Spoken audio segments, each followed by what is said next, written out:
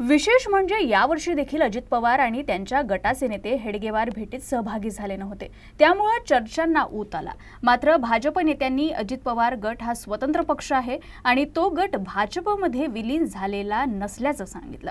आम्ही संघाचे स्वयंसेवक आहोत, प्रत्येकाच्या विचारधारेत फरक असू शकतो, असं ज्येष्ठ भाजप नेते सुधीर मुनगंटीवार यांनी स्पष्ट केलं। अजित पवार हा गट हा स्वतंत्र पक्ष आहे, तो भारतीय जनता पार्टीचा हिस्सा नाही आहे। त्यांचं विलीनीकरण आमच्यासोबत झालं नाही आहे। ही एक महायुती आहे आणि महायुतीमधल्या सर्व पक्षांनी आम्ही जो विचार धारण केला तोच केला पाहिजे असा दुराग्रह आम्हाला करता येत नाही। मग अन्यथा स्वतंत्र पक्ष का ठेवायचा?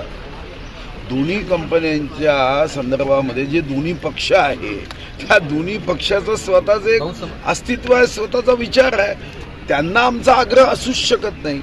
हा आग्रह जे साधारणतः या ठिकाणी संघ विचारावर विश्वास ठेवून या विचारावर आपली कृती करण्याचा प्रयत्न करतात, असा संकल्प घेतात, त्यांच्यासाठी ते आले नाहीत, ते आमचा पक्षाचा भाग नाही।